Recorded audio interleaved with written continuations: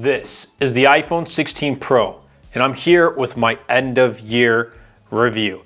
What is going on, everybody? Welcome back. MTG here with another episode. If you're new to the channel, hi there. Let's dive right into iPhone 16 Pro. This is my first Pro device.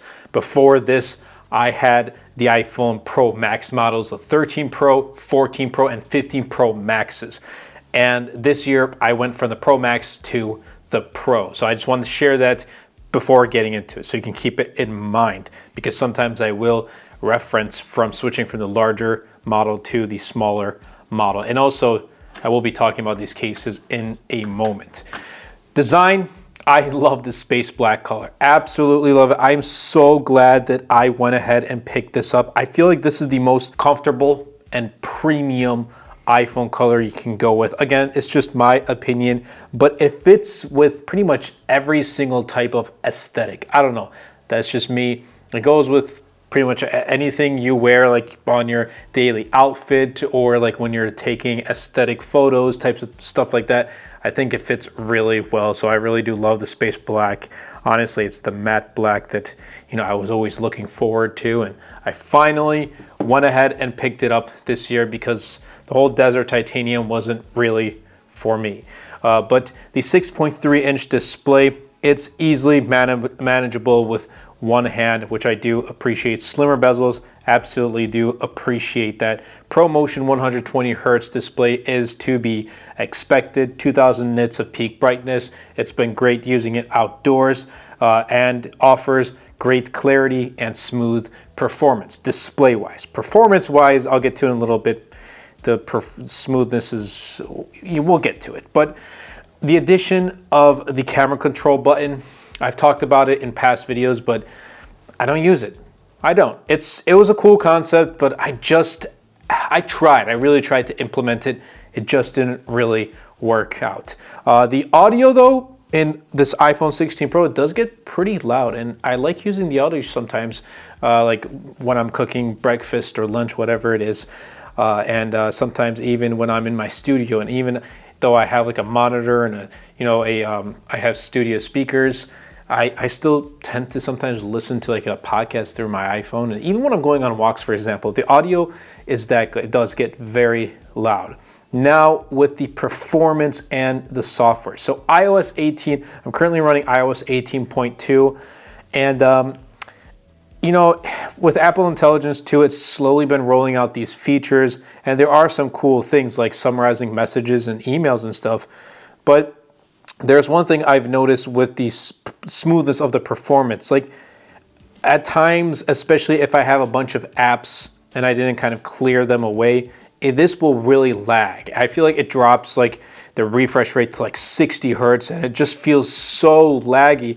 I have to clear everything and then kind of lock the phone just like that, and then it kind of goes away, and then a day or two later it'll come back. And even with iOS 18.2, that still has not been kind of ironed out, so it's something that I have noticed. But everything aside from that, I'm happy with the software. Of course, Apple Intelligence, it is not rolled out in full. It's like a gradual rollout, and there's still so many features that have yet to come out.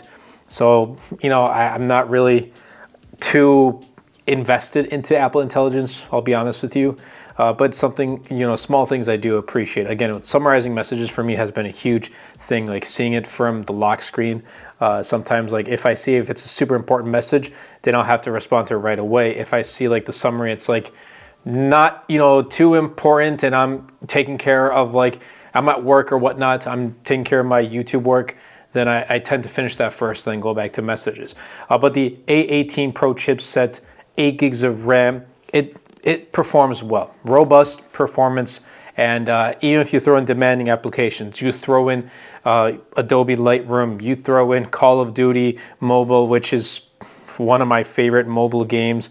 In fact, these are the games that I really have, but the most I play is Call of Duty, Pokemon Go, and Pokemon TCG Pocket. Pokemon Pocket has been a game I've been playing recently. I've tried Warzone. I've yet to dive more into it. And yes, I have Agar.io and Lego Star Wars Delta. You can play Pokemon on there. So yeah, I've got a bunch of games here that I really do enjoy playing, but the performance on a day-to-day basis has been good. And here's the thing, I'm using this for a lot of business work. And yes, I do have a separate, iPhone 16 specifically for the business. But again, I also do have this too that does help in my workflow of the business, using it for social media and whatnot. An iPhone 16, I've been kind of using it more for my other side, my other YouTube channels. This has primarily become like an MTG Productions type of business device, whereas this has become my other channels and my other side projects and businesses that I've been working on. Hopefully in 2025, I will continue to work hard to make those grow. But everything else you can expect from an iPhone, good, powerful, and with years to come, I think it's going to perform very well. The cameras are exceptionally well. They are versatile, both the wide, the ultra wide, the telephoto lens. I absolutely love it. So here's the thing. I use the cameras for a lot of photo and video, primarily for video, for Tesla Volt. I've been using it here on MTG Productions as well as Dose of Pokemon, and it really does get the job done. 48 megapixel camera with the wide as well as the ultra wide, and then there's 5x optical zoom with the telephoto lens. It's just an overall great camera. If you pick this up, I think this is like one of the perfect devices to pick up to start making content. Like if you have an iPhone 16 Pro in your pocket and you are always like, hey, I want to get into making content, but I need a camera, I need good audio, I need good lighting, or whatever it is. Those are all excuses. You have everything you need right here. If you had given this iPhone 16 to me in 2014 when I started with an LG G3, it would have been a huge, huge game changer. So yeah, this has been a great phone for the camera, and that's why I continue to use it. Now, before I talk about the battery life, I want to quickly talk about these cases. These are from Pitaka, and the rebrand of the logo right here, absolutely love it. Look at those. They are premium. They make the phone feel even more premium, and MagSafe, they got Mag Easy 6. So I'll be leaving a link in the description down below of these cases. Black obviously goes really well with each color, but here's the green on the space black, and I just want to kind of pop that in real quick. There you go. Different aesthetic and vibe. Honestly, that looks super sleek. I'm gonna rock this for the remainder of the video. The battery life has been, it's actually been like my iPhone 15 Pro Max. It's been good, but I've seen better. It could definitely be better. And in fact, I'm going to go into battery and see what my battery health is. So it's a normal, I'm at 100% battery maximum capacity with 102 cycles. So yes, I am charging it a little bit more frequently, a little bit more than I should, but I mainly charge it through, actually I primarily charge it through MagSafe. The only time I'll kind of USB-C charge is if I'm in the car and I need to. I have wireless charging in the Tesla, but super slow, and I have a wired charger, retractable cable that is much faster, so I tend to use that. But most of the time when I'm at home, it's going to be through MagSafe charging, through like a wireless charging stand, and I'm all set to go. I hope next year they add faster charging, like 45 watt faster charging, and I don't know, like 30 watts of wireless charging, something like that. But hopefully, it gets a little bit faster. But it's decent. If you're a heavy user, you may want to carry a MagSafe portable power bank, but if you're a light user, you'll be fine. The pricing, $9.99. So it's remained unchanged, but 128 gigs is not enough. I went with 256 gigs, and that's perfectly fine for me.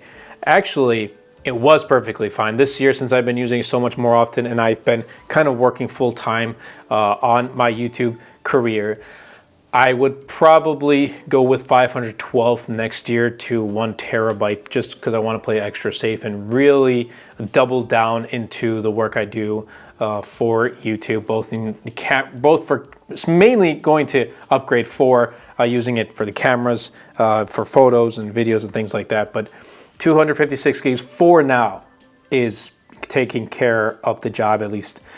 So hopefully by the time iPhone 17 comes, then I think I'll be ready to upgrade to 512. But I want to wrap things up. I think this year it's brought some pretty all right improvements. They weren't revolutionary, or they weren't a reason to pick up the iPhone 16 Pro, especially if you have 15 Pro, 14 Pro, even 13 Pro. But next year, rumors are indicating a design change. We don't know, it's not officially confirmed, but there has to be some good enough improvements for someone to upgrade. Again, like I said, if you have iPhone 15 Pro, 14 Pro, even 13 Pro, it's not really like a huge upgrade. But if you have something like older, iPhone 12 Pro and older, then it's, you know, you're getting a much improved device in terms of design, in terms of battery life and camera and software and performance, all that stuff. But those other last three iterations, I think you can kind of hold on. This camera control for me is not really a game changer, and I use my camera app very often. But I'm looking forward to it. Now the question is, should you buy it? Yes, you should. Again, not for those people, but for anyone who wants to dabble into the Apple ecosystem and pick up an iPhone 16 Pro. And the reason why I chose the Pro over the Pro Max is because of there's no difference between the two other than the battery capacity and the screen size. And I wanted a phone that was a little bit more compact and yet super duper powerful. I got that with the iPhone 16 Pro. So if you're out on the market looking for an iPhone 16 Pro, this is going to be that phone for you. This is the best iPhone on the market, like 16 Pro and Pro Max. You're not gonna find a 17 or anything like that until that comes out next year. So when we have this discussion of like, okay, wait until next year. Well, here's the thing. If you wanna wait 9 months until September or 10 months, whatever it may be, then go ahead and wait. But as of right now, the best smartphone on the market, hopefully if you're watching this video before September when iPhone 17 does roll out, the best smartphone on the market, or the best iPhone on the market, is going to be the iPhone 16 Pro. So yes, you know, it's a good phone. It always has been, and it probably will be going on into 2025 and future years ahead. But I hope you guys did enjoy. If you did, definitely be sure to superman the like button, comment down below, and best of all, share this video because it really does help out the channel out a lot. It will help push my content out to more people. I'll be leaving links in the description down below of these cases from Pataka, as well as my other wallpaper packs. This is one I just kind of made on my own in my free time, but if you want to see a drop of this, let me know in the comments down below. That's been it from me. Thank you all so much for watching, supporting the channel. It really does mean a lot. I'll catch you guys in the next video.